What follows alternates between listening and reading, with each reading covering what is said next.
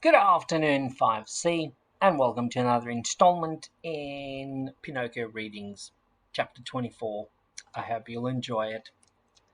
The Island of the Busy Bees. Pinocchio swam all night in the hope that he would be in time to save his father. And what a horrible night it was! There was hail and rain and thunder and lightning. Towards morning he saw a long strip of land not far off. It was an island in the middle of the sea. He tried his best to reach the shore, but it was impossible. The waves knocked him about as if he was a stick or a wisp of straw, until a huge wave rolled in and he was lifted up and thrown violently onto the sand. He hit the ground with such force that his ribs and all his joints rattled, but he was consoled by his wonderful escape from the sea. Eventually the sky cleared, the sun shone, and the sea became as quiet and smooth as oil. The puppet spread his clothes to dry in the sun and began to look everywhere in the hope of seeing a little boat on the water with a little man in it. He looked and looked, but could only see the sky, the sea, and the sail of a ship that looked no bigger than a fly. "If I only knew what this island was called," he said. "If I only knew whether it was inhabited by civilized people, that is, by people who don't hang boys from the branches of trees." But there's nobody to ask. The idea of finding himself completely alone on this uninhabited island made him so sad that he was about to cry. But at that moment he saw a big fish swimming by not far from the shore. It was going quietly about its own business with its head out of the water. Not knowing its name, the puppet called out in a light voice, "Hello, Mr. Fish! May I have a word with you?" "Two, if you like," answered the fish, who was a dolphin, and so polite that few like him are to be found in any sea in the world. "Would you be kind enough to tell me if there are villages on this island where I could find something to eat without running the risk of being eaten?" "Certainly there are," replied the dolphin. "You'll find one very near here." "And how do I get there?" "Take the path to your left and follow your nose. You can't go wrong." Would you tell me something else? Since you swim in the sea all day and all night, have you by chance met a little boat with my father in it?" "And who is your father?" "He is the best father in the world, and it would be difficult to find a worse son than me." "The little boat must have sunk during the terrible storm last night," answered the dolphin. "And my father?" "He must have been swallowed by the terrible shark that has been devastating our waters." "Is this shark very big?" asked Pinocchio, who was already trembling with fear. "Big?" replied the dolphin. "He is bigger than a 5-story house, and his mouth is so enormous and so deep that the steam train could easily pass down his throat." "Mercy!" exclaimed the terrified puppet. Pinocchio put on his clothes as quickly as possible, thanked the dolphin, and said goodbye. He took the path that had been pointed out to him and began to walk so fast that he was almost running. He turned to look behind him at the slightest noise, terrified that a terrible shark with a steam train in its mouth might be chasing him. After walking for half an hour, he reached a little village called the Village of the Busy Bees. The road was full of people running here and there on business. Everyone was working. Everyone had something to do. There was not a single idler or drifter anywhere. "Ah," said Pinocchio at once, "I see that this village will never suit me. I wasn't born to work."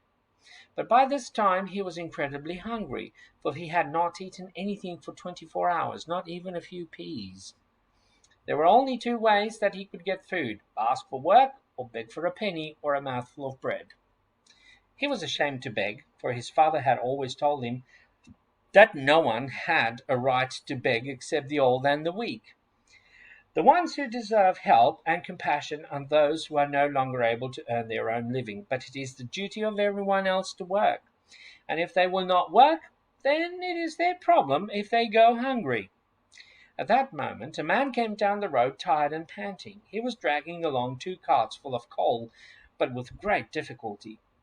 Pinocchio, judging by his face that he was a kind man, approached him. Okay, that's actually the Busy Bee Village. Oh, I can't fit it onto the screen. There you go.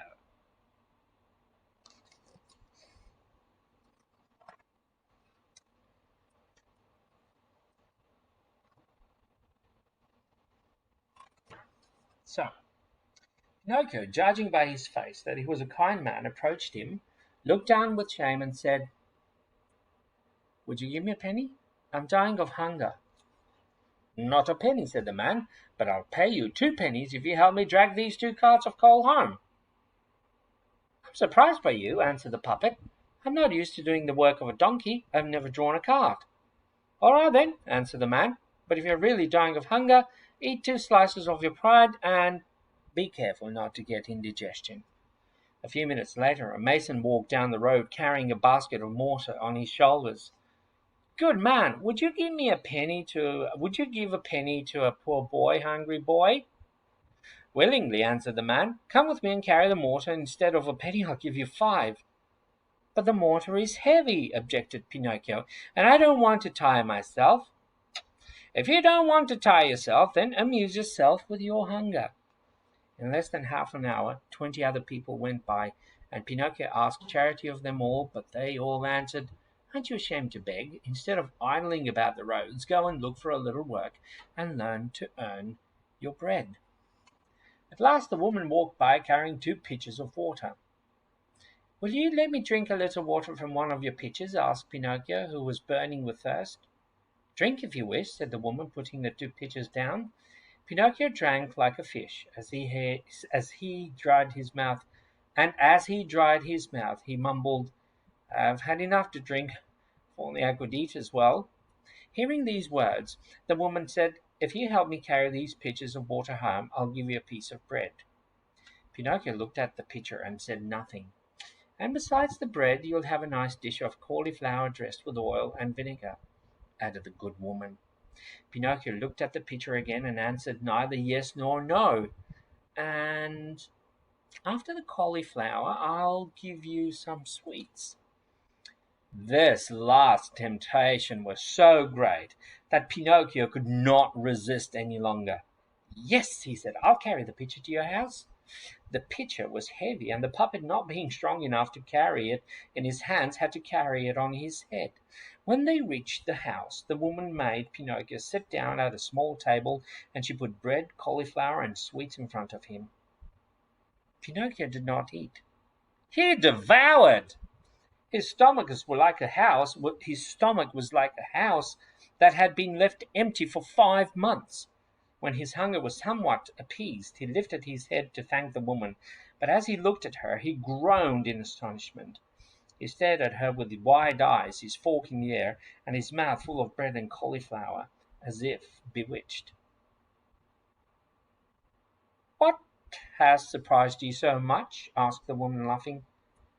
It's, it's, I said you are like, that you remind me. Yes, yes. The same voice, the same eyes, the same hair. Yes, yes, yes, you also have blue hair like she did. Oh, little fairy, tell me that it's you. Don't make me cry any more. If only you knew, I've cried so much, I've suffered so much. Having said this, Pinocchio threw himself at her feet, embraced the mysterious woman's knees, and began to cry bitterly. Thank you very much. I hope you've enjoyed today's reading. And let's hope that the next reading will be in the classroom. Bye for now. Have a great day.